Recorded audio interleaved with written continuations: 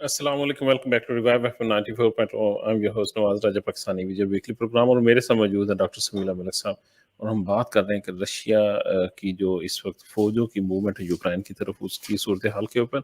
इसके साथ के साथ एक मीडिया के अंदर एक वीडियो सर्कुलेट कर रही है जिसमें रशियन प्रेसिडेंट जो व्लादिमीर पुतिन है, वो बड़े ही जारहाना अंदाज में जापानीज डेलीगेशन है उनके साथ मिल रहे हैं। ये जिंदगी में पहली बार मैंने देखा है कि कोई डेलीगेशन किसी मुल्क का आया हो सदर से मिलने के लिए, और सदर अपना कुत्ता लेकर आया और उसको वो फूड खिला रहा और दिखा रहा हो कि फूड कैसे दे रहा है, और कमरे के अंदर कुत्ता भौंक भी रहा है।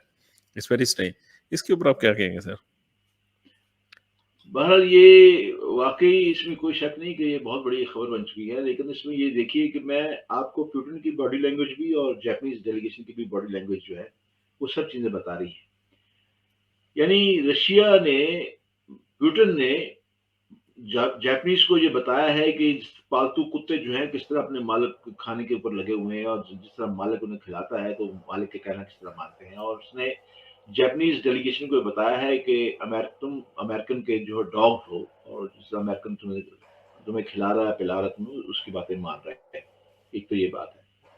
दूसरा ये है कि उसने बाकायदा तौर पे ये भी कह दिया है उस डेलीगेशन को। एक तो ये वाक़ई तमाम दुनिया में इसको बड़ी हैरत से भी देखा गया है, और इससे बड़ा सख्त इंतबाह भी किया गया है। अब आप देखें, जापान माशी तौर पे दुनिया के बड़े मुल्कों में उसका एक शुमार होता है, जो कि तकरीबन आधी दुनिया से ज़्यादा मुल्कों की वो मदद कर रहा है। और माशी लिहाज से जापान जो है, वो चीन से किसी हद तक अब तक कम नहीं है, मतलब पीछे नहीं है अभी तक, मतलब मुकाबले पे टसल चल रही है इन सब की, मतलब। और उसको आप देख लें कि रूस ने इस यूक्रेन के मामले में कैसा सख्त इंतबाह किया है, और उस फ़िल्म को फिर बाकायदा चलाया भी गया है, सारी दुनिया में चलाया गया है, और इसी बॉडी लैंग्वेज में बहुत से पैगाम दिए जाते हैं।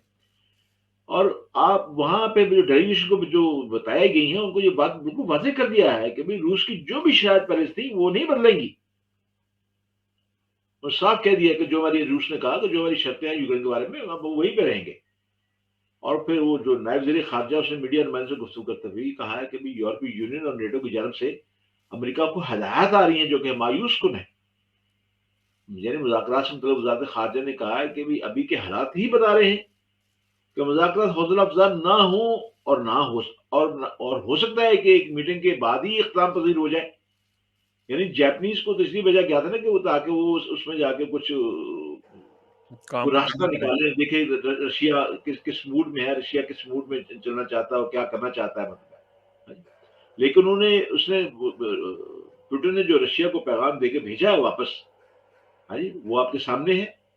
यानी रशिया ने, आप जैसे आपने शुरू में कहा था कि अपने मसल्स शो करती हैं, उसने कहा कि भई ये किसी सूरत में नहीं हो सकेगा।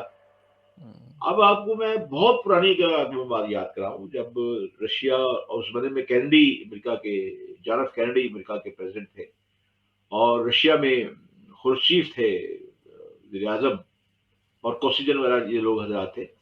तो आपको याद होगा, वहाँ भी एक दफ़ा जंग का मामला शुरू हो गया था, और ये दोनों अपनी एटमी मिसाइल उन्होंने रुखसत कर लिए थे। और विदिन 24 आवर जो था, वो सारे के सारे अपने जहाज़ वापस ले गए, मिसाइल वो दोनों मुल्कों ने वापस कर लिए। उनको पता चल गया कि भई ये तो सारी दुनिया को तबाह करने का 5 मिनट की गेम, 5 मिनट से ज़्यादा की गेम है ही नहीं सिरे से।